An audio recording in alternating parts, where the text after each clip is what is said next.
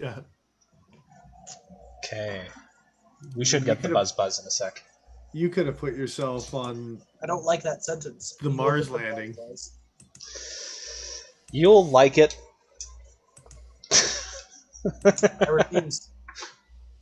Maybe not the first buzz. You'll kind of like the second buzz. That doesn't sound right. There's a third buzz. You're wondering what's going on at that point in time. It's probably one of those Amber Alert warnings from the provincial government. Speaking of, I saw a compilation of different alarm sounds for like emergency alerts and different emergency alerts in different countries. Some of them truly are alarming. Others are like, oh, that's cute. It's like a Tamagotchi fucking notification sound. the Japan Italy one was a pretty enjoyable. Italy? Yeah, I think I heard that same video. Oh, okay. Yeah, I think Italy's was kind of intense, wasn't it? Oh, best back scratcher in the world, by the way, is the United Cutlery Watchman's Mace. This thing's awesome. I mean, you're not wrong, but I love the fact that you're ridiculous. You're absolutely ridiculous. Matt, thanks for joining us. Ben apparently has returned from the depths of the forest. Actually, same thing I actually did this weekend as well. Just in women's volleyball in 45 minutes. You can do two things, okay? I'm just saying. Those two things, whatever they happen to be, you don't have to tell us. I can live in blissful ignorance of what you may or may not be doing. Maybe 3 things, depending on how the night is going. But, no. That third thing is off the record until we're off the air. That's probably for the best, yes. There's a reason we don't have guest appearances on this channel. Terrible. It's a little better than a freaking Omegle chat room. Anyway. That's not the great guys. One of those kinds of things. Okay, Ben, what do you have? Okay. Really? Ben's given us topics. Okay, well, we could talk about that while we're waiting for people to shuffle in. Why not? And a retractable bayonet. Oh my god. They all are supposed to retract a little bit. No. This is better. $500. Jesus Christ. Okay. This is better. All right, let's see it. It's on a pistol. Right. Oh my god, that is awesome. So that's not at all similar to like the Kershaw capsule or the. That's funny. This actually kind of links up with what I wanted to talk about tonight. That's hilarious. God, this thing's nuts. Okay, so what makes it, aside from being scary black tactical, what makes it $500? What's it made out of, first of all? Well, it's a bayonet. Who cares? Manliness. It's made of manliness. It's S35. Made of manliness. It's S35. It may as well be made of manliness. That's such overkill. I'd like to welcome Ontario Knife Company to using S35. Their debut is this. That's amazing. 6061 T6 aluminum. Maybe they make their other bayonets in S35. That'd be funny as hell. So they bring it to 59 Rockwell. I'm sorry, I'm hearing spring loaded. That's an OTF. It's an OTF.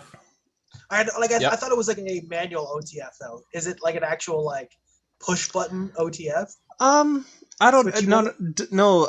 It sounds like it's single action. With a simple one-handed operation, the bayonet deploys with a quick pull of its spring-loaded stainless steel knob. This same knob can be used to easily retract the blade. Okay, so this sounds... Single action just means it shoots out and you have to reload it. Double action is... Yeah, double action would be like that versus... I don't have a single action anything here, so... No. Come on! Well, but hey, with one simple modification, you could make this into a ballistic knife at the end of your rifle, which is just stupid. Well, that is a monstrosity. I want to shoot knives out of my gun. Yeah. Okay, that's absolutely nuts, Ben. Thank you very much for sharing. And holy crap, that thing is ridiculous.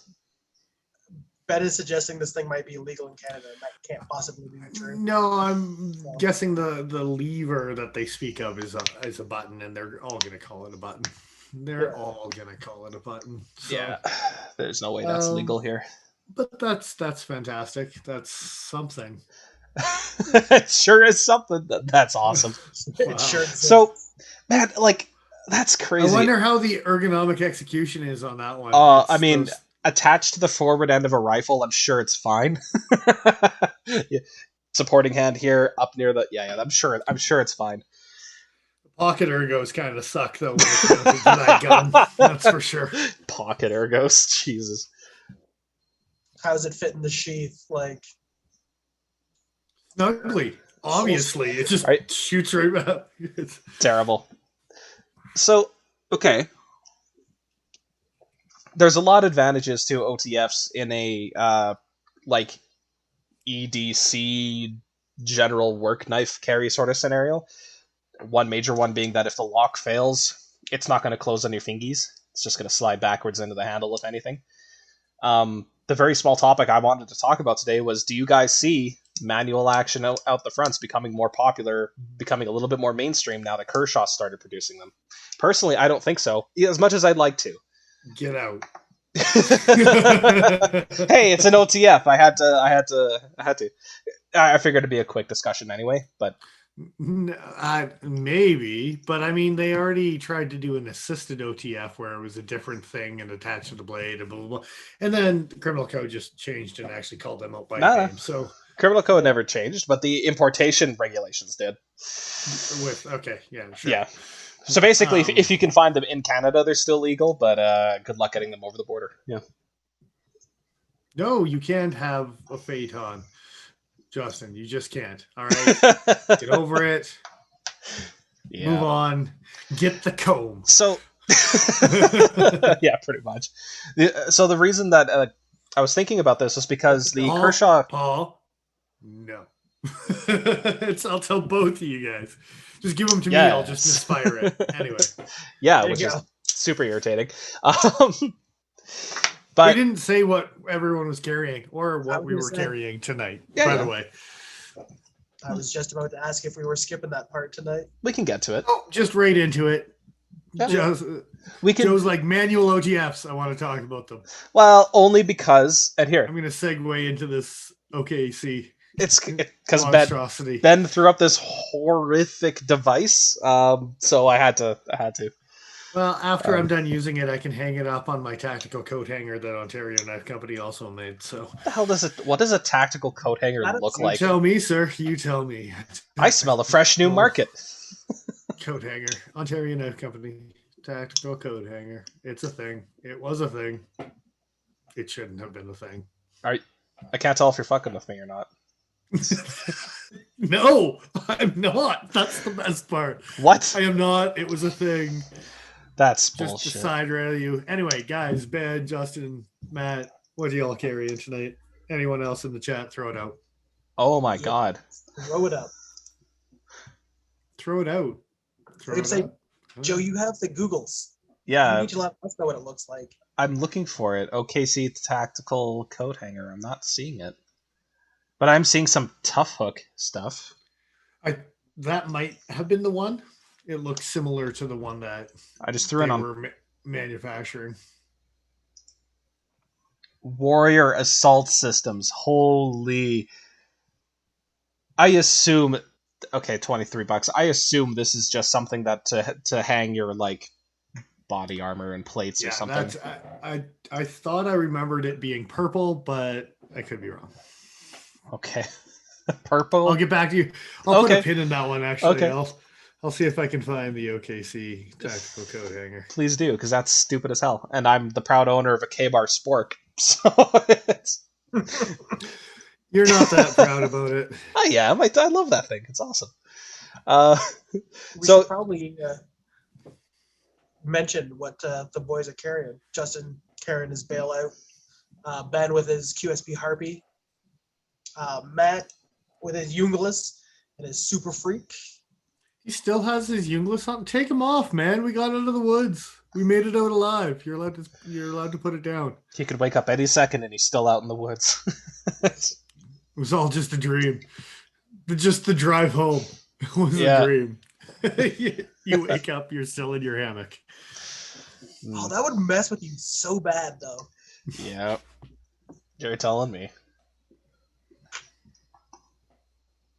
What are you sons of bitches carrying?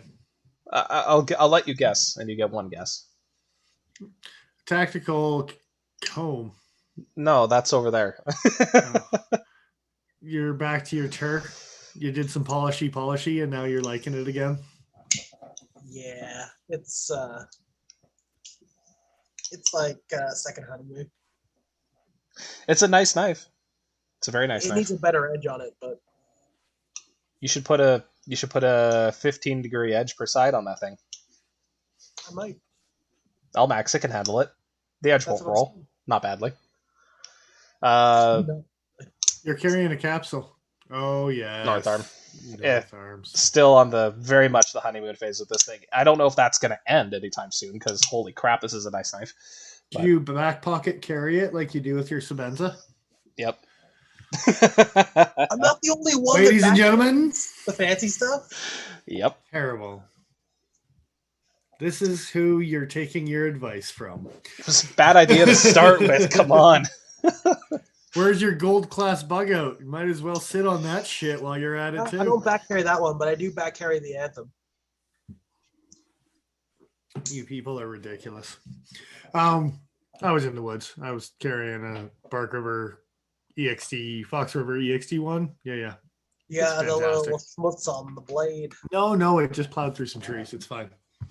And maybe some sausage, and maybe a combination of those things. Maybe at the same time. I think you're either preparing firewood or eating lunch incorrectly. Sometimes you can do two things at once. Yes.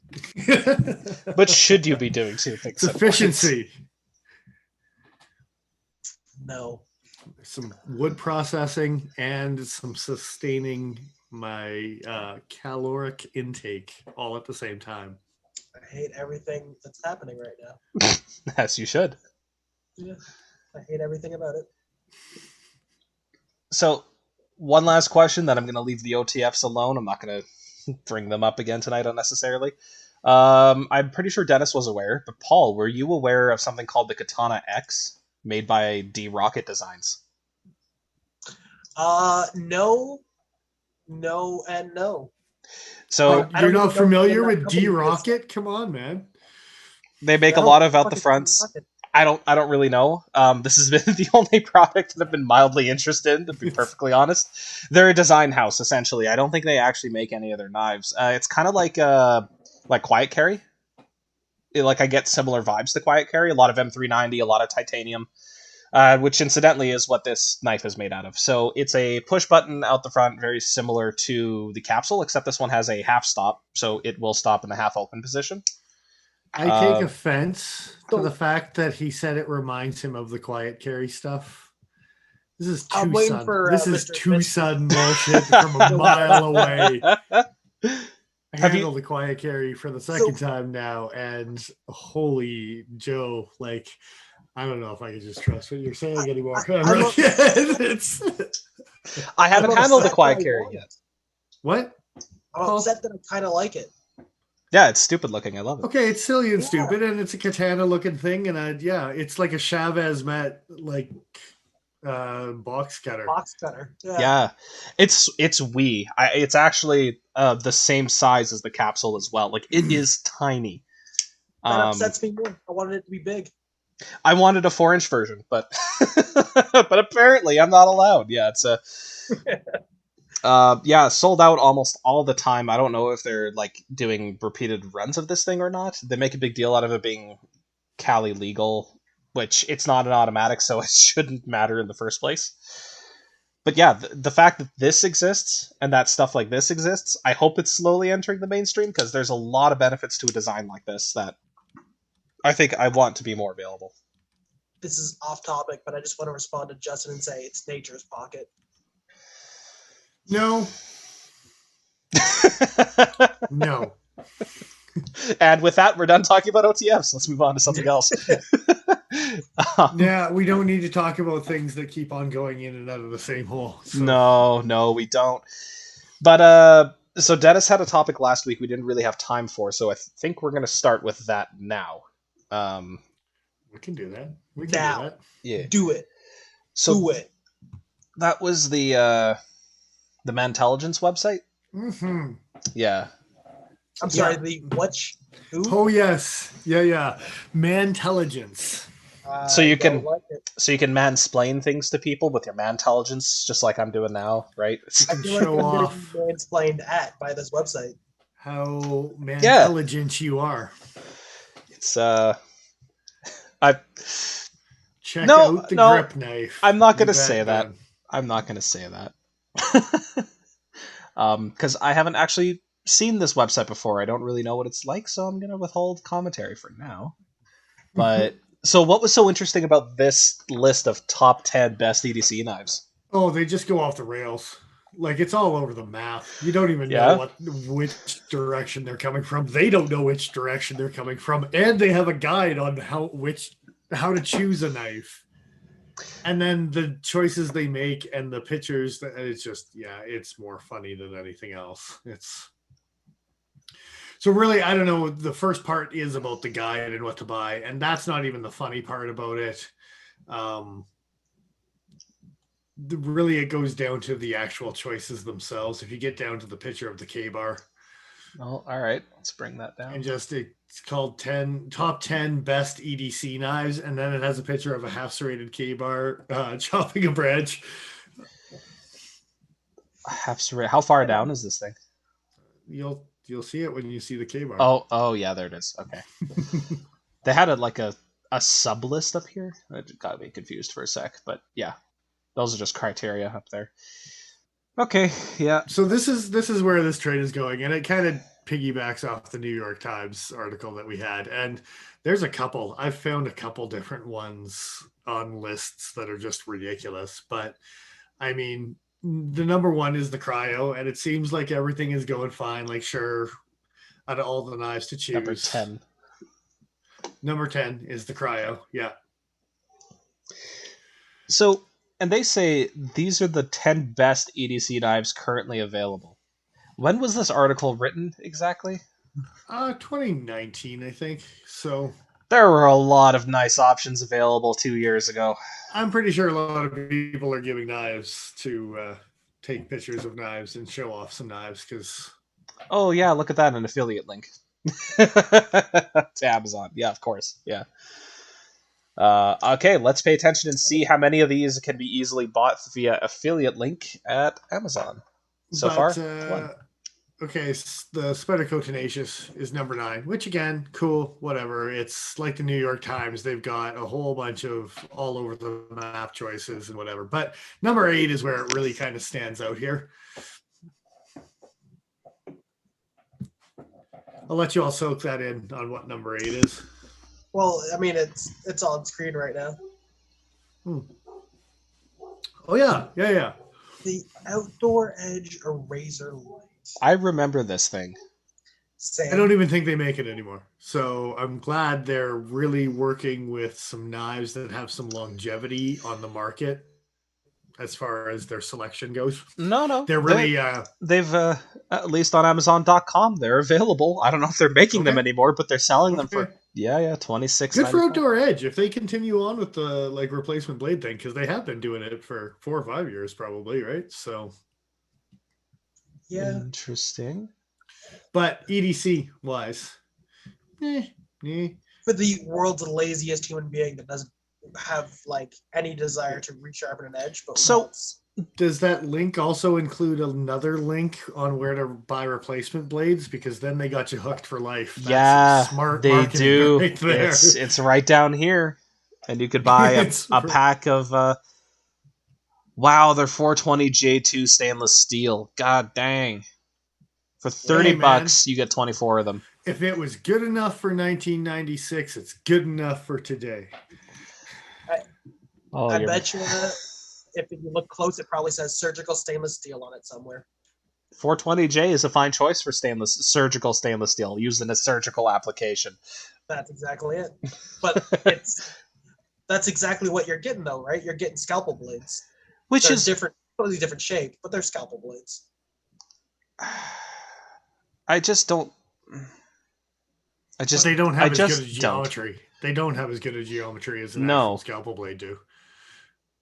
You're getting more of just a flat grind outdoor edge knife, which they also have those. You can just resharpen them for about $26, and then you don't have to buy replacement blades. But hey, if you resharpen the replacement blades, then you're all set. But why would you resharpen a knife when you can just throw it away? I mean, you have a point. No, I don't like that point. No. Our environment just. Why just resharpen a knife when you can buy another one and throw the old one away? Like, yeah, exactly. You know, that's why gas station knives exist. This is aimed at the guys who bring out like 30 freaking knives on a single hunting trip to capture to get one animal. It's same crowd. I like the fact that Joe went with the term capture on that one. Yeah, I was like, no, you're not taking it home alive. I don't think so. Giant stick woven basket coming down on set. Gotcha, bitch. We've captured it. I don't think Joe knows how hunting works. I prefer not to think about it now. Come on, it happens all the time in the cartoons he watches. Man, but this thing. Hey Okay. now. That's Yeah. This is ranked above the Tenacious and the Cryo. That's incredible. Yeah. That's. I'm pretty sure Cryo won best budget option of the year on How is that even one possible? of the Blade shows, which is also rigged, but blah blah blah. Yeah. So- Like. Okay, so just going by Canadian dollars, a loony dollary dues, because that's what I'm familiar with. So this thing sells for like what is 70 Canadian, like roughly. Yeah, something. I don't know. More like Give or take, yeah. 60, 70 bucks. QSP Penguin sells for 50 at Cutting Edge Cutlery. And I know it's a D2 and micarta and fantastic little knife. I just want to say I approve of the love fest going on in our chat right now. It's a beautiful thing. It's a beautiful thing. Leave us out. That's fine. We'll just let Joe mansplain a bunch of stuff while Paul and I sit here and drink, make fun of him a little bit. Just like this. Yeah. Okay, so already the rest of this list doesn't mean anything to me, just because number 8 was the Outdoor Edge. And then above that is a Gerber mini paraframe, and specifically potentially a Tanto with a half serrated, which is arguably one of the worst knives I've ever handled in my entire life. Are they going? Hold on. Is this like the exact opposite of top 10 list, where you start with the best knife at number 10 and work your way down? Because so far the knives have been getting worse and worse. Although I would say the Tenacious is better than the Kershaw. I would as well. Yes. Is it weird to say that this list reads like somebody went to Amazon, found as many links for knives as they could, and then made a list? Yeah, they probably just went and searched knife sort by bestsellers, and then just that's how they organized their list. This is the best because these ones sell the most. It's basically how this reads. It's good stuff. It's good wow. stuff. Okay, so the Gerber paraframe, remind me of the blade steel that it's using? 420 question mark? Yeah. Yeah, I don't even think they're going to say on the Amazon link here. Yeah, I don't think so. So the open frame design and shape make it incredibly strong is the first thing that they say on the list when they're talking about the Gerber paraframe. I've seen more than one of these knives completely fold over because the lock on it is completely unreliable. Because that frame lock, you just never know what you're going to get. I actually 350% lock up, 30% lock up. I've seen anywhere in between. Like I've seen 0% where the lock bar has extended all the way to the other side, and the blade would slip past the lock and fully close, like almost fully close in that orientation. Horrifying. Anyway. This train keeps going. Yeah. Ontario Rat 2. Okay, we're back up to a decent knife, but okay. Oz 8. Hang on, Joe, for a second. Before you do that, I'm not done ragging on the Gerber paraframe. It comes with a Tanto edge, I'm just ragging on the article too. Read the second paragraph. It comes equipped with a Tonto edge, a blade shape that is designed to pierce, and a full fine edge, designed to be easy to sharpen. A full fine edge? Bitch, that's half serrated. A Tanto edge with a picture of a half serrated. That's easy to sharpen. Like, it's good. It's good. Wow. Someone got paid money to write this article. I hope not very much, if I'm being honest. Probably more than all of us. The only way it's honestly the only way that this knife would be safe to use is if you're holding it by the blade to do one cut before it goes stall. And then that's it. Just throw it away. Dick Richards does apparently remember when this list came out, and like looking at this one, which also makes me laugh because I had no idea that the website Mantelligence.com existed until I found this list. So yeah, I'm still concerned about that name. Yeah, I kind of want to know a little bit more about the website itself, but I feel like that's a deep dive on the level of Dav gear that that's a whole rabbit hole.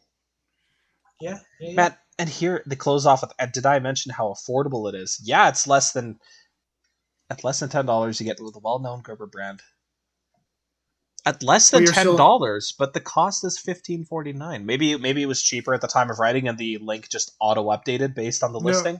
Maybe they're just that good. Actually, that's probably right. The thing updated because Amazon updates, and yeah. But on to the Ontario.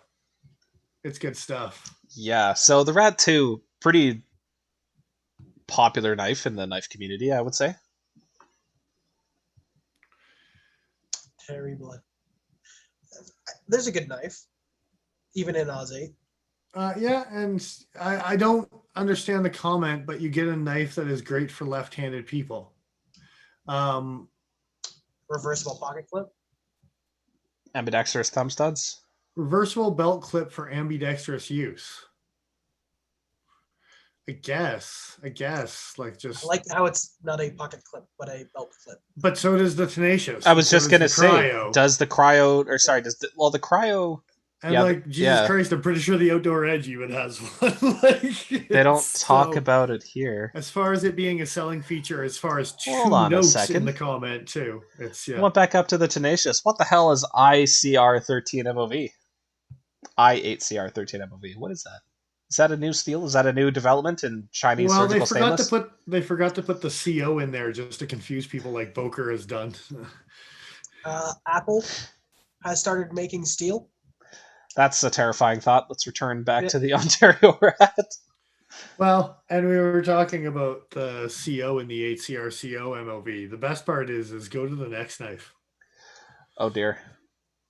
The Boker Magnum little friend. The best fixed blade EDC knife. All of a sudden, it just jumps into fixed blades. Out of all the EDC options, and apparently the Outdoor Edge Razor Light with the disposable blades. But we're just going to throw a fixed blade in there and make a new category for it because we could do that. It's nearly impossible to lose. But they don't tell you why it's impossible to lose. I guess the idea is that if you have a fixed blade, you're going to want to put it back in the sheath once you're done using it. You're less likely to just put it down somewhere. But I know people who have lost fixed blades because they've put them down somewhere and then forgotten they were there and then left the freaking area. So I question those claims about impossible to lose. Again, the bullet points on this article, and they got paid money. These pocket knives, they're never handy. They're always like across the room. Never in your pocket where you need them.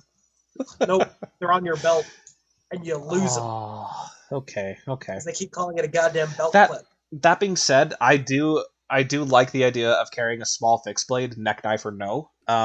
Something durable, something that's hard to mess around with and really damage. There's no locking system to fail. I think there's a lot of advantages here. Do I think it's the best choice in an EDC list? Not really. Not really, if I'm being honest. I know Paul might disagree with me on that, but have we also little neck knife? Have we also noticed that the knife is made of high tension steel? No, I completely breezed right by that. I'm glad you brought it up. What the hell? High tension steel. Does that mean it's like spring loaded? Do I have No, to be it's just careful? it's really stressed out, man. It's had a rough day at work. It's been through a Just wants lot. to go home and relax, okay? They heat treated it, but they didn't temper it. I need to watch my movies. Yeah, it's That's the wrong thing to do, Paul. That's the wrong thing to do. My point. God damn. All right. My point. so. I Yeah, am. anyway, in short, it's the best fixed EDC knife on the market. The best one. Like, The best. I'm sorry. Is that 1.3 ounces or is that 13 ounces? it's 1.38. Okay. 13 ounces? 1.38 inches, 1.3 ounces. That's is what it heavier. is, not 13 ounces. Yeah. 13 ounces would be heavier than an old Adamas, man. Like, shit. Yes. For a second there, I thought it was a half-inch thick. I was like, what the fuck? It's impossible to lose because it's so goddamn heavy. You'll purposefully throw it into a river. Yeah. It was made in the Tops factory. It's fine. Quarter-inch thick. Try a half-inch thick.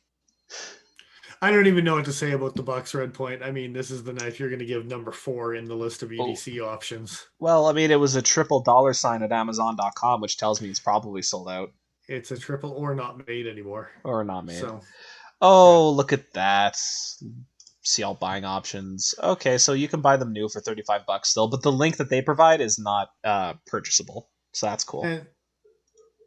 And we're having a discussion, nostalgia, about Nigel's brick wall, and Justin saying it does still exist. Or maybe he's saying the knife still exists. But I like to think that the wall still exists.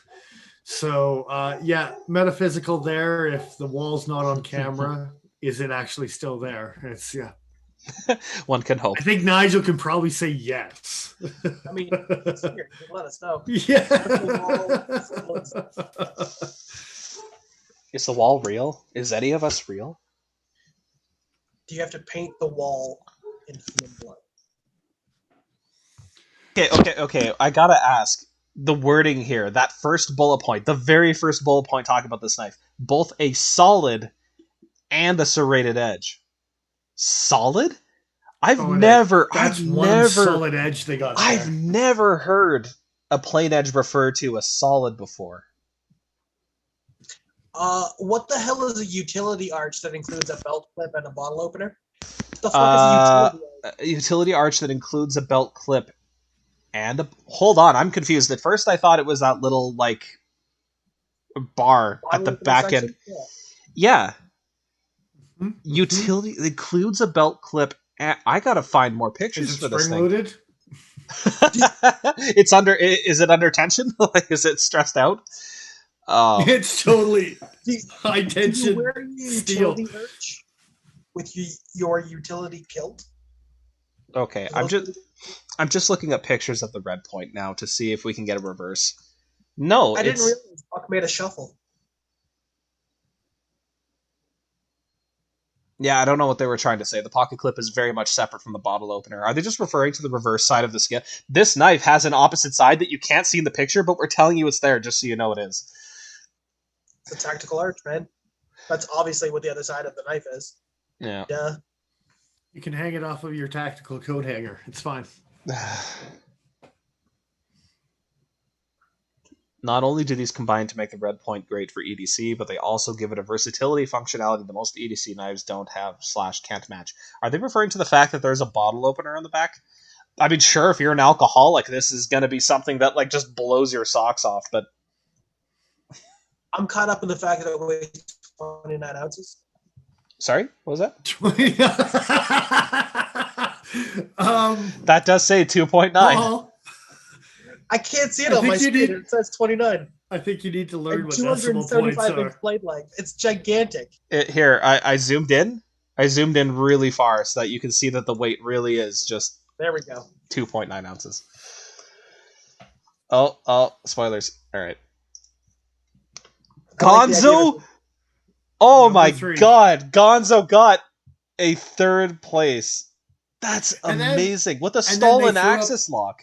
And then they threw up another category just because they needed a EDC knife under $50.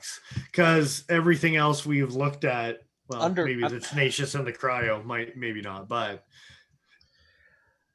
that's incredible. So the blade is huge. Yeah, that's 3.5 inches. The folding Bowie, just a big enough knife to get the job done, because they've never seen anything made by Cold Steel or Estrada or anything. Your 452, for God's sake. A Crooked River, for God's sake. What about the fact that it's just big enough to get the job done at 3.5 inches? Like every other fucking pocket knife on the planet. It's not like a niche market. There you go. There's your size comparison. You take those out of the same screen. Come on. What do you mean those knives are too diametrically opposed? Don't worry about it. What are you using for a size comparison on this channel? Jesus Christ. Like, a Sabenza and a Holdout 3, my friend. Mr. Fisk just mentioned that it looks like a ProTech with an access lock. And that's kind of their whole bread and butter, is taking a knife from somebody else's company and putting an access lock on it. They had a couple of decent automatic designs that were original to Gonzo, as far as I could tell, or at least they were ripping off like MTech or somebody, so who cares if they rip off MTech. But apparently discontinued. You can't find them anymore, and they've gone back to making PM2s with access locks, and that's basically all they do. I'm upset about it. I want one.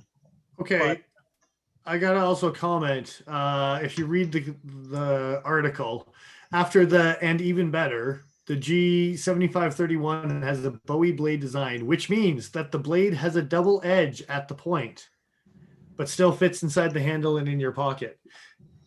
Is that a sharpened? They sharpened the swedge on this sumbitch. No, they didn't. That's what I'm reading. That's what it reads like. The fact that that's how they has a double edge. They didn't look at it though. They're just talking about the grind. The pictures on Amazon are showing it clearly as just having a clip point ground in, but there's no sharpened edge there. No more than there is on my where the hell did it go? And that is totally not inside the handle. No, sure isn't. No, it isn't. This goes inside the handle, and this isn't sharpened from factory. This is more double edged than that is, but it certainly is. Okay, that's silly. That's beyond silly. It does say, like, I was reading it and I was like, "What? They did what now?" Yeah.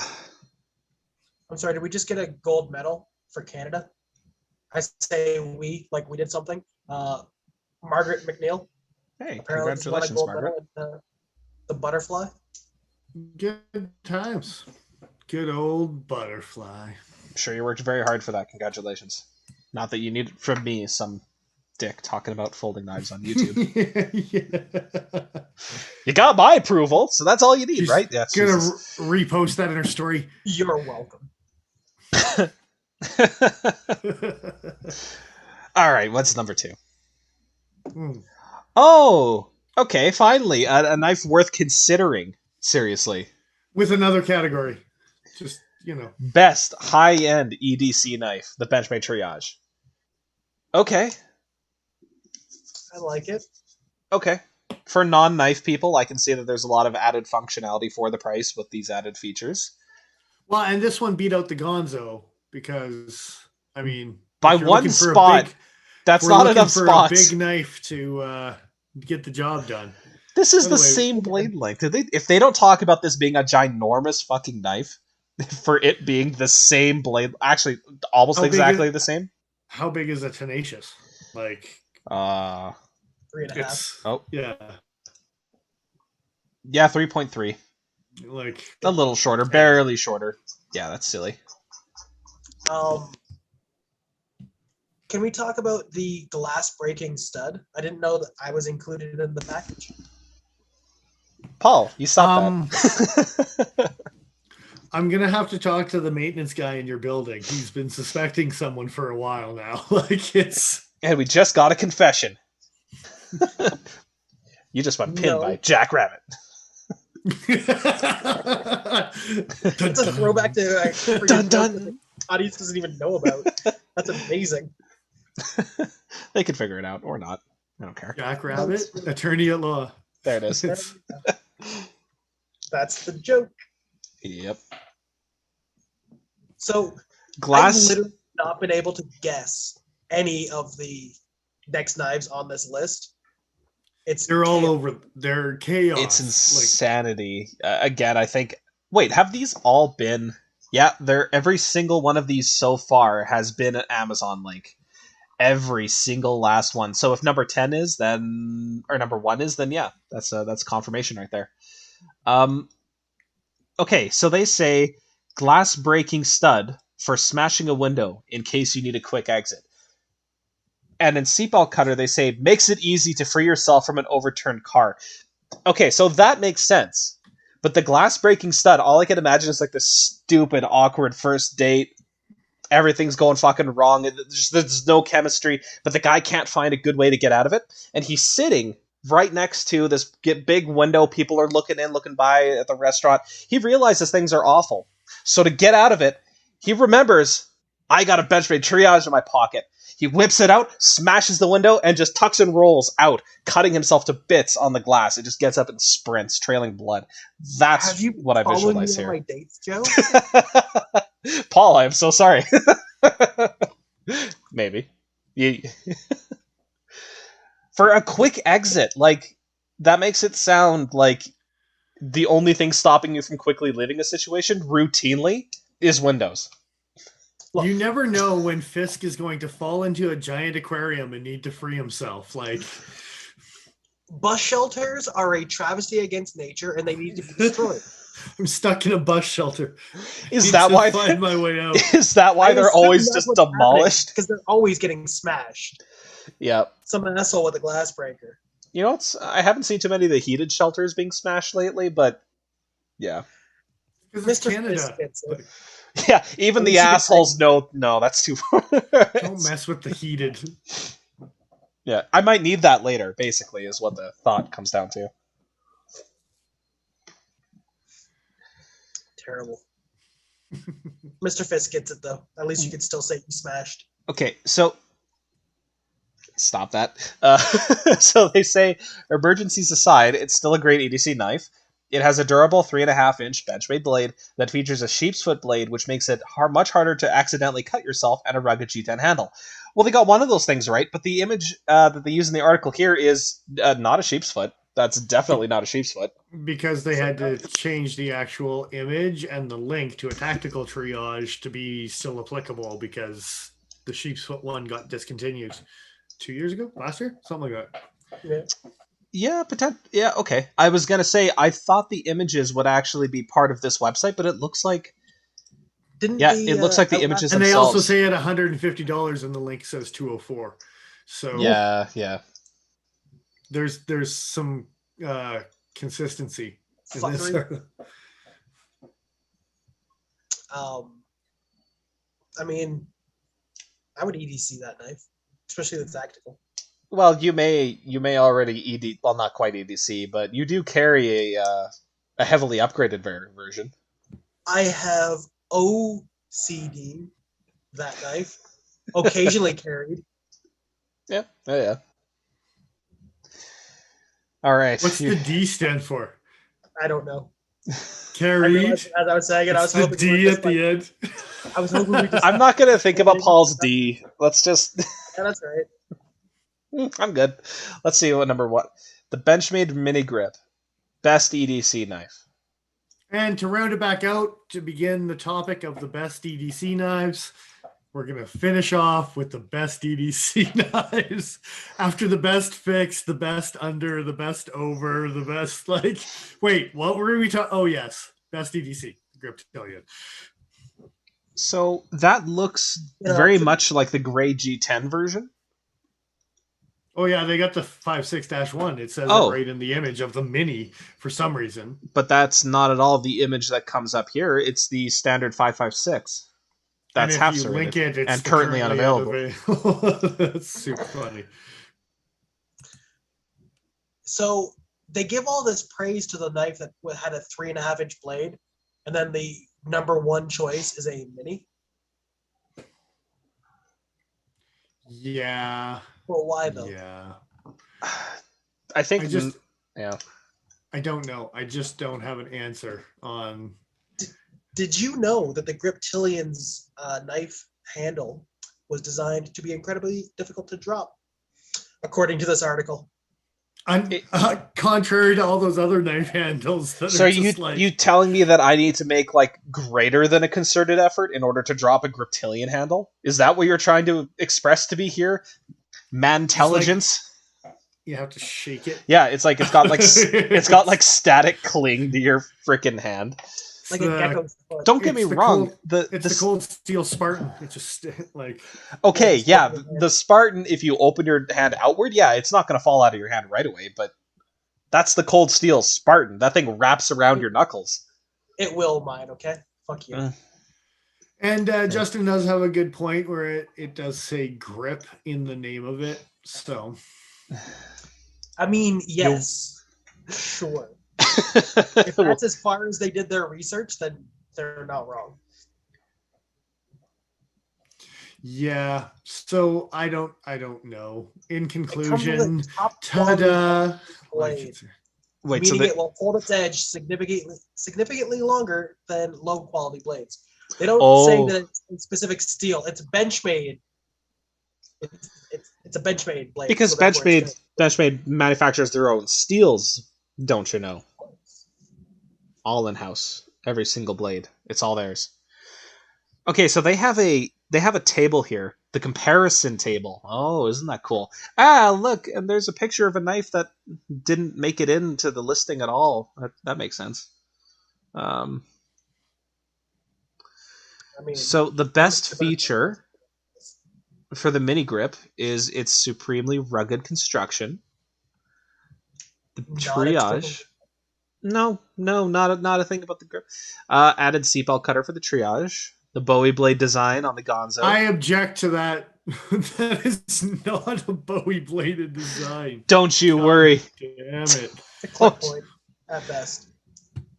Man. Like, I don't even like the Luzon, and it's really way more the blade than... The best thing you can say about the Ontario Rat2 is that it has reversible belt clip. That's the best thing you can say about that knife. Man, that's dirty. That's hurtful. Yeah. It's a Boker Magnum. It's a neck knife. It's plus side. It's designed to be worn around the neck. You're like, so is every other neck knife that's ever made. Like, yeah. But in this like list, saying it's a knife. Like, the best feature of this knife is that it can cut things. It's like, cool. So, I'm sorry, what does it say about the Gerber paraframe? Its open frame design makes it incredibly light. That's the best thing about it. Which, honestly, sure, that's the best thing about the Gerber paraframe. It's relatively lightweight. That's a fair statement, actually, about that one knife. Okay, so hold on a second. Tenacious is super good. Super good. Duracoat finish offers unparalleled scratch resistance. First of all, I've owned one of those Tenaciouses with the black coating. That's not Duracoat. Tenacious Eye. Yeah. I've owned one of those half serrated years ago as a work knife, and that was not a Duracoat. That was like a black oxide finish, and it wore very easily. And I really like the fact that like how many knives on this list are actually coated, and again, their selling feature on the Spyderco Tenacious is like the blade's coated. If you choose that option, it's not like it's the only option in a Tenacious. It's weird. That even at the time, there were. Bro, I bought the wrong one. This one has no special features. Shit! What have I done? I fucked up. I bought an otherwise okay knife, but there's no black coating on it. God damn it! I've been haven't read any of the comments. Dear Mantelligence, you left me astray. You left me astray. I want to know more about this website, but I feel like I'm just going to be sad. Yeah, for sure. Yeah, it's terrible. I found a couple different lists, and not as random as this one. At least the other lists were all pocket knives, but I found this one, and it was just like, let's pick some knives. I gotta use the washroom here, guys. Give me 2 seconds. He's running away again. The only commentary I have left about That's this, the I think. author. Okay. Yeah, it's about the author. It says Graham is our resident survivalist, EDC master, an expert prepper. Okay. If he's the resident of those things, that doesn't necessarily mean he's the stock most photo of a person that doesn't exist. Yeah, I mean, he looks computer generated. Sorry, I didn't mean to cut you off there. No, it's all good. And I'm not saying that everybody has to specialize in knives and realize that, like, oh yeah, this Benchmade mini grip has better steel than like literally everything else on this list except for the triage. But I don't know. A lot of the guys I know who go like out and they go outside, they have preferences because they know what works for them and they have opinions based on that. This list just reads like random. Matt Sedensky in chat just touched on it. EDC Master. Yeah, that's kind of the feeling I'm left with here. It's just, wow, holy shit. Somebody got paid for this? Yeah. That's incredible. Someone got see paid. The picture here at the bottom, Dennis, of the resident EDC Master? Oh, I didn't. Give me a second stock here. photo over here. Yeah, we were just kind of commenting on the absurdity of some of his credentials. A resident survivalist. I can survive in my residence too. Yes. That's a terrible dad joke. Jesus Christ. Start dating a woman with a kid, and all of a sudden it's just dad jokes left and right. Oh, I love it. No, that's great. But I mean, it was good. I liked it. But you're not wrong. Like this.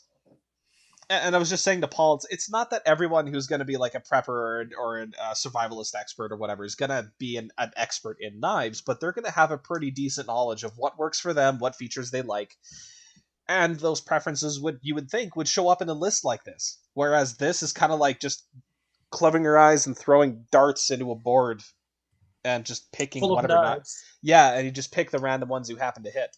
Like there's no preference in any of this stuff. None of it makes any sense. In the whole, it's just weird.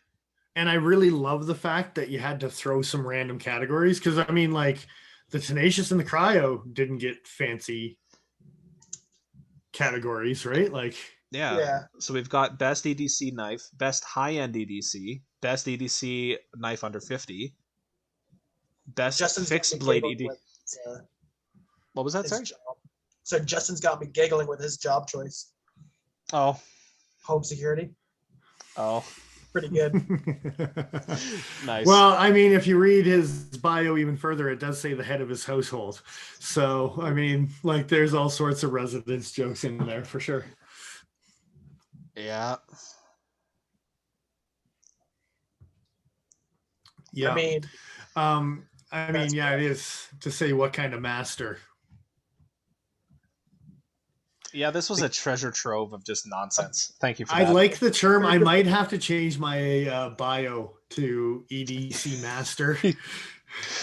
Please, you have to make it. And underneath that, hashtag slinging hamsters. But yeah. You should do EDC Master of the Universe. No. You don't think? No. I'm on a race with Spyderco for Earth. Then we'll see about the. Have the power? We'll see. Well, that was horrible. Yeah, so that was my topic. Is I found another random list, but this one was so extra random that it made me chuckle. I kind of wonder if we looked over the knives that we have reviewed, and we look at the top 10, would they make any sense together as far as a generalized list for EDC, or would it be? It would make more sense than this, I would think. We did have a fixed EDC blade. We had a neck knife. We had but if you're looking at top 10, because didn't the Best Tech Heidi sneak in there? I can't actually remember. We'd have to go back and look at. Yeah, I don't know. Anyway, it shouldn't have snuck in, by the way. It shouldn't have. No, I own the goddamn knife, and it still shouldn't have snuck into top 10. If it did, it is. But anyway. Yeah. Okay, well, that was a horrible list. Thank you for sharing. I'm glad we went through it because that was amazing. I like to bring people down the rabbit hole sometimes. Yeah. I haven't read the comments on this one. I will say the last one's comments were awesome. I didn't dive into this one They because the don't- list was awesome enough. So I don't know if they have comments, really. Oh, no. They don't let you comment on this article. They don't let you tell them how stupid it is. That's unfortunate. well, that's because he's an EDC master. You cannot question an They used EDC to have master. comments. They had to disable them. Looks like They saw what happened on the New York Times. They're like, "There's no way we're doing that." we don't need this in our lives. It's a whole other mess. See how many people made their own lists and just bitched at us? Jesus Christ, yeah. As they should. All right, someone else talk about something. Yeah, We talked about that for an hour, by the way. we did. We sure did. So, Paul, you got a thing? We can talk about his thing. Yeah. I kind of got rid of my thing early, so. It's a thing that we've touched on in the past a little bit, but with a new steel. I like to think that anything I touched in the past, we don't have to talk about. No, we're going through it. I don't like that. I don't like that at all. So Cedric and Ada recently put up a video about testing Maximate steel. He's done some Maximate testing in the past, but this one was with one of those new dual edges that we've talked about before, where you sharpen one side of the knife to a coarse grind, the other side of the knife to a finer polish. And in some of Pete from Cedric and Ada's testing, the M4 blade specifically did really well with that kind of edge. So different steel, kind of see what Maximate can do in that kind of realm. You can probably just bring the picture up right away, Joe. Might as well. We'll just jump right into it. The screenshot that had the list? No. Did I give you the list? Yeah, I got the list and I got the picture of the knife tip. Well, let's go to the picture of the knife tip. Okay, let's do that first. All I right. wasn't intending to send you the picture of the list, to be honest with you. Who's fair running enough. the show? Who's running the show here? Don't worry about it. I'll tell you tomorrow. There's a section of blade that you can see where the edge is deformed. You're talking about right here, hey? Yeah. I don't know. I can't see your mouse. I just zoomed in on it. I wish there was Yes. a highlighter Yeah, right. tool. Exactly. Yeah. So tested it. That edge, and I should say before I get into it even deeper, not only was this edge done as two different grits, but it was actually done as two separate angles. The 250 grit was done to a 14-degree angle, and the 800 grit was done to 17 degrees, with the thought process being that the deep scratches would act similar to like an I-beam to give strength on that side of the knife. Oh, I just thought he got one of those Spy 27 pair of threes that came out. Oh, there you go. 14 on one side, 17 on the other. Well, no, Sounds about right. it's not Sounds Spy. about right. It's not Spy 27. We already know it's Maximate, right? So There you go. It's the other Spyderco grind. So Pete didn't change anything from the factory, is what you say. So this was sharpened by, I want to say the guy's name is Kirk something or other. The gentleman that's started doing the Pete. Gabe Kirkwood is the guy that did the sharpening to give to Pete to test out. okay. Now, is that the gentleman that Pete's been chatting about with the dual grit sharpening? Because he can't take credit for that. Someone else, So it's that's this gentleman. Same Gabe dude, yeah. Kirkwood, Yeah. is the guy that's been doing that sharpening. Good for him. That's intriguing stuff. It's fun. Yeah. So obviously you can see there's some edge deformation here. This Maximate only made it to 500 cuts.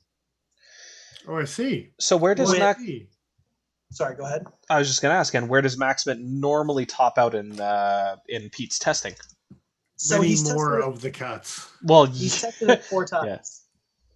Yeah. At a 20-degree edge with a work sharp micro convex, it cut 563 times.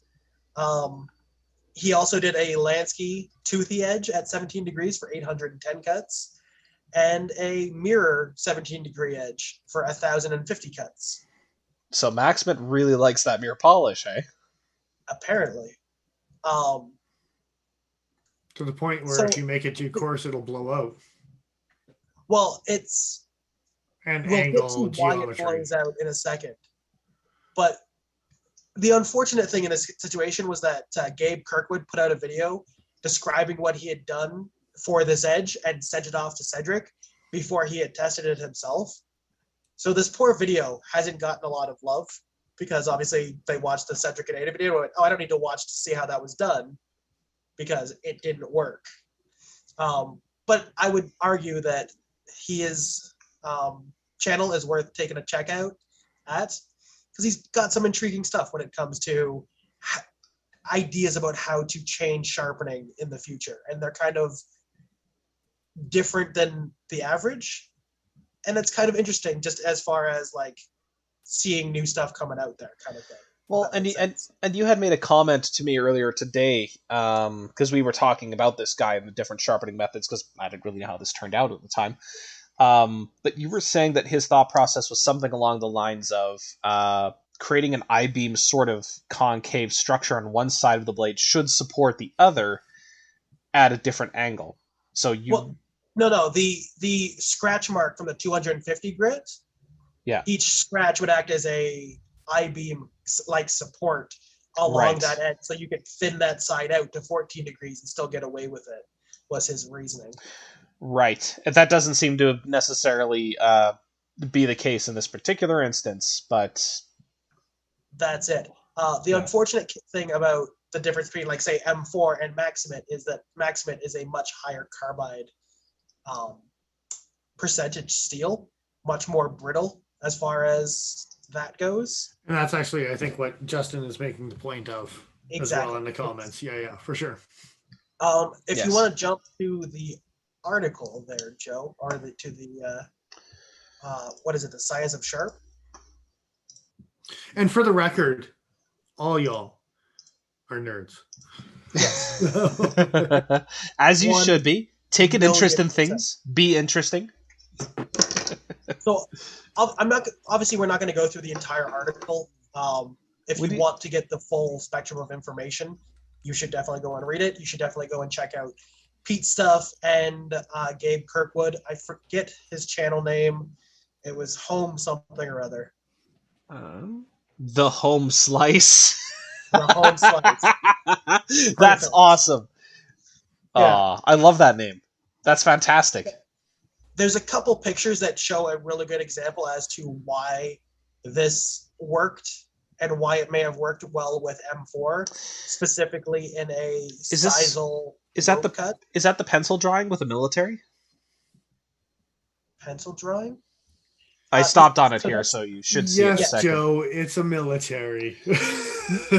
I'm asking for clarification from Paul, Dennis. This was his original idea. He has since stepped past that idea he was talking about in the video that people should go and watch just to see where his thought process was, if nothing else. If you scroll down farther, there's some I don't know if it's scanning electron microscope pictures or what it is, but it's very, very, very close-up pictures of the actual head. That looks like clay.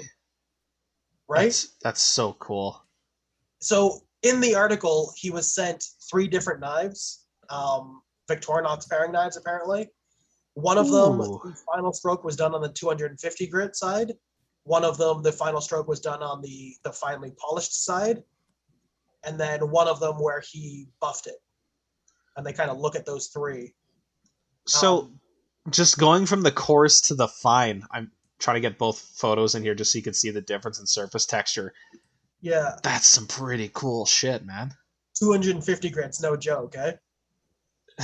Yeah, you're not fucking around with 250 grit, yeah. You just want to beat it up a little bit. Don't worry about it. That's it. Material sciences are amazing, man. Jesus. Oh, and there is a down the bevel shot. That's Cool. Yes. And is that the same shot with more contrast, or what is that right below?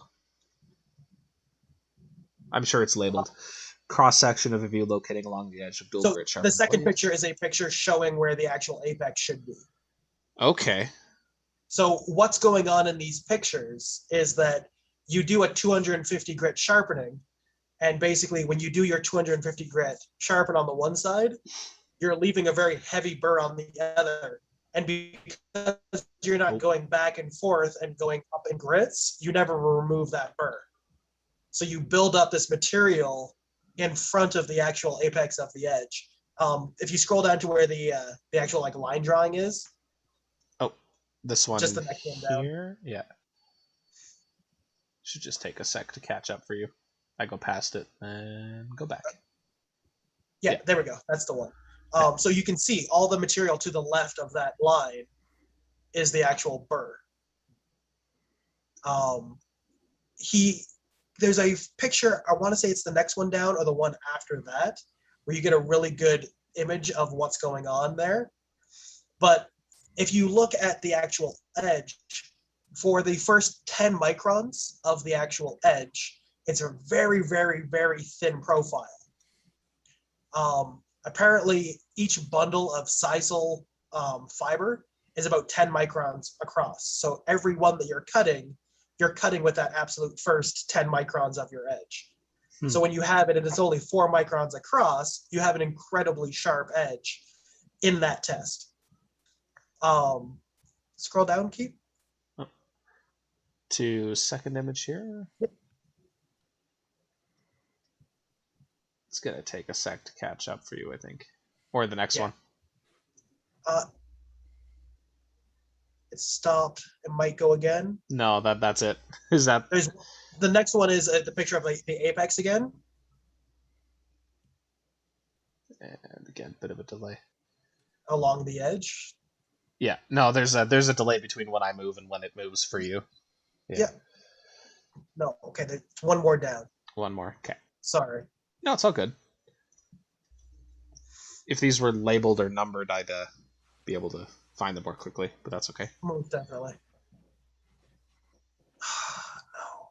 God damn it. It's not that one either. It might be one more. Who's leading this show? Hey, man, they're not numbered. I can't just like... Okay, so there's a picture of the bundles, and it's the picture just below that. Okay. This one that's very white with the labeling? Yes. Okay. It'll move for you in a sec, but yeah. So here you get a really good, clear view of that burr and how thick it is, but it's not much thicker than the apex of an actual edge. So basically, the reason why M4 held out so well is because M4 can be a little tenacious when it comes to it's like wire edges and stuff like that when you're sharpening it, right? Fairly low carbide comparatively to Maximate and some other things on the market. It's going to hold up to that kind of sharpening a hell of a lot better than something with a higher carbide, say like Maximate or say S110 probably wouldn't hold up terribly well to this kind of edge. And you're not implying that the burr is the thing that's doing the cutting here. Oh, that's exactly what I'm implying. That's exactly what the conclusion they came to in this. That's unfortunate. So if you scroll down to the very end of the article, he actually describes it as being a very good burr, because this picture that we're looking at right now is actually after use. That's how well it held up. Like the one that we struggled to find. Yeah. The one that we struggled to try and find in the first place. Right. That's after use, and it's still holding that exact same shape with very thin, like 4 micron or less width to it. And I can appreciate the functionality behind this idea for sure. Having something that small balancing effectively on your apex to split material. Okay. Yeah. Effectively, it's the same thing as having like the Chris Reeves hollow grind, where you have a thickness behind the edge and then it scoops down behind and then comes back up. In terms of shape, it's going to be fairly similar. My problem is with a burr, if you're going to hit a material, like if you're carving into wood, something that's going to grab that material and wrench it. Like, one of my favorite ways to remove burrs is to take a piece of junk pine I'm not using for anything else and just run the blade through the wood, and that'll take the burr right off within 2-3 strokes without damaging the edge. I think the problem with the sharpening method is you're 2-3 strokes, but you haven't tried to do that with M4. No, well, Spyderco's and Kershaw's M4 is certainly fine, but maybe with Benchmade it's a bit of a bit of a hassle. Or even Bark River with like one of the gunny sidekick I have. And things I should specify too, like here's an M4 blade, but even running it through wood and then stropping and then running through wood, doing that a few times is more than enough to clean up the burr. So it's interesting that you can get some performance out of this, but or is it? Yeah, maybe it's just reinforcing the burr I've built. No, we've seen pictures of. You might just be aligning a burr to do your cutting for you on the apex of your edge. I hope not, because those buffing wheels aren't doing shit afterwards, eh? Yeah, but. So yeah, it was interesting to me that it could do so well in that kind of test, and I would love to see more real world applications of this style of sharpening on M4 to see if it holds up to cardboard and other things like that are rough on edges. I have a sneaking suspicion it's not. I mean, I would like to see those tests done as well. Don't get me wrong, but I have a sneaking suspicion it's not going to perform very well in those applications, specifically because of the fragility of burrs in general. But so Nigel's asking, the picture showing the edge deformation at the very beginning is really just showing the burr falling off. I think they're two different things. I think this is a properly sharpened Maximate without a burr to begin with, means that it blew out a little bit easier because the burr wasn't doing the cutting. No. So what they're showing you at the beginning, there is a burr on top of a burr. If you actually read the article, the Maximate, yeah. But this picture of it blowing out here. Yeah. So with the Maximate, because it's high vanadium, high tungsten, high carbide content, that structure wasn't strong enough to support that narrow edge, and it collapsed. And so kind of two unrelated things of the burr on the burr as well as the edge geometry. Yeah. You're combining some bullshit together to make a cocktail of edge nerdiness. That's it. Okay. Cedric actually describes it as it felt like the edge was flaking away. Really? And I will be honest, I've experienced something similar with my PM2 in S110. It doesn't happen all the time, but I have had situations where you run your nail down the edge and you can feel where that edge is just missing in a spot. Little chip out. It's actually the reason why I prefer S90 over S110 is it's less chippy. Fair enough.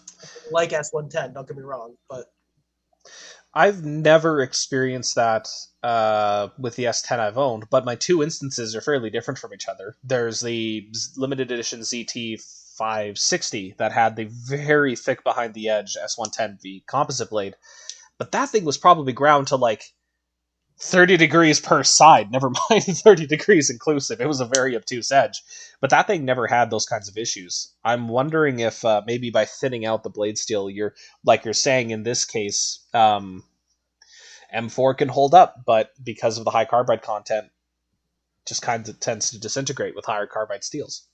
That's it. I just reread Nigel's question too. It really just shows the burr falling off then.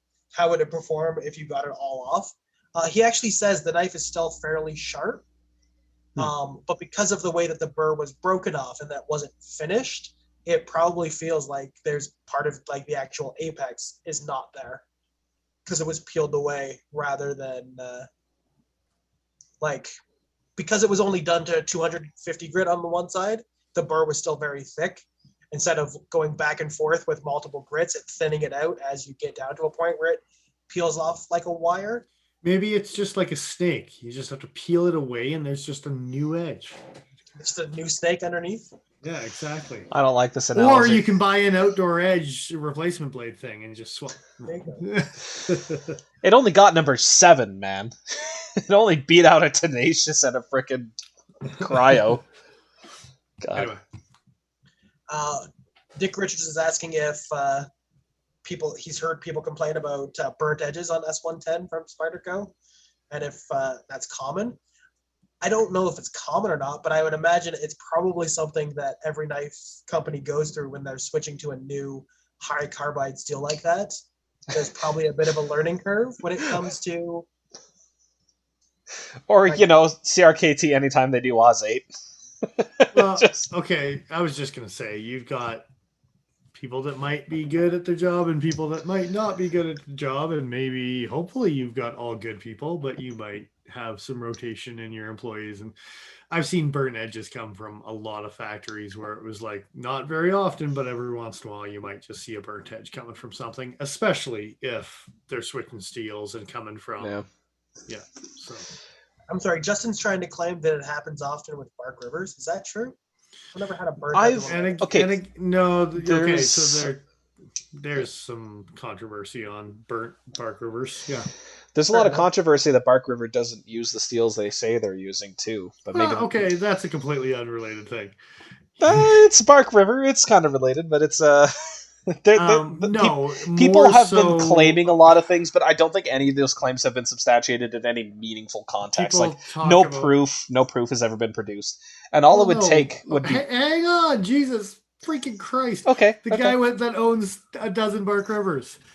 The whole burnt edges thing, and people were talking about having to remove material to be able to get at high performing steel. And I think there was actually some some Pete and Cedric Anita stuff with Bark River where if it got resharpened 2 or 3 times, all of a sudden that same steel started to perform 2 to 3 times better type of thing, right? I was just referring to steel types being used that weren't the listed steel. I know, but that wasn't the question. You derailed. Yeah. But as far as burnt edges, yeah. But I've seen that from a lot of different companies though, like not just Bark River. Yeah, but again, that comes down to employees, and hopefully you've got all good employees. But I mean, you might have some guys who aren't cooling blades enough, or using belts that are getting worn out and not. There's some variables, right? So we hope it doesn't happen too often, but it probably does, and there probably is ways to hide it too, and softy too, and whatever. Yeah, there's a big difference between a factory edge performance and a hand finished edge performance, for sure. There's going to be a big difference. All day. I've known guys who the thing they look forward to most about buying a new knife is taking it home and then resharpening it so they can put their own edge on it. So, it's a thing.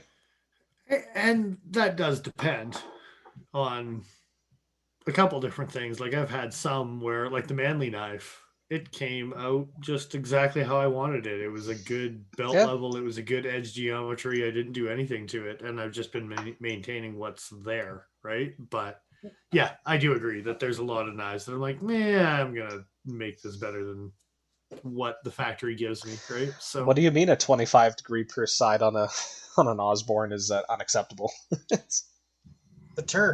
The only thing wrong with this knife is its edge is only okay.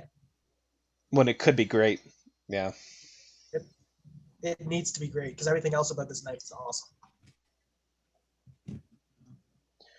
Well, it doesn't have a left-handed pocket clip, so I mean, not everything about it. It couldn't beat an Ontario rat. Man, sure could. Come on. Sure it could. In every where's that bullet point about ambidextrous now? In every test that matters, it's better. That matters, yes. That's what I said. You heard it here, folks. Left-handed people don't matter. Hey, man. We outnumber you now. On that note, yeah, no doubt. It's a 2-1 now. I was thinking 10% of the population, but yeah, there you go. I was thinking both, yeah. So what's your takeaway from this, Dennis? You sharpen a ton of knives. What's your thought on asymmetrical grinds? Specifically, like one angle on one side, one angle on another. Obviously, that's an exaggeration visually, but yeah, I honestly don't know. I try not to get into the habit of it too much. I think certain steels, again, what they're kind of proving, Maximate, carbide heavy, things like that type of idea. Maybe you want a little more symmetry and maybe not a 14 on one side, regardless of what kind of structure you've got with the grit polishing and things like that, right? So probably could have gotten away with a 17 per side or something like that. At that rate, 154 CM might be better performing than Maximate, just depending on what it is, right? Like it's so I bet you it does pretty good in this this test because of its toughness. Toughness, very small grain size, probably a good degree of edge stability. Yeah, for sure. So I try to pick my steels and my edge geometry for those, knowing that some steels can handle those thinner edges and some are more prone to blowing out. And but I kind of steal other people's knowledge and work and go off of the I mean firsthand knowledge as well. I've had S30 in particular because that was just everyone's steel for so many years that I've got more than one firsthand experience with edge stability on S30, right? So, and the number of variables that come into play with this, like your hardening temperature for the blade steel. What temperature do you temper it at? Like, was it cryo treated? The more you look into this, the more variables are introduced, and eventually just like, man, it's too much information. It's overwhelming at times looking into all the deciding factors for this kind of thing. Like now. Have you ever heard of the Science of Sharp? Sorry, what was that? Sounds familiar, but the article was done by the Science of Sharp. I was just wondering if you guys had ever heard of them before.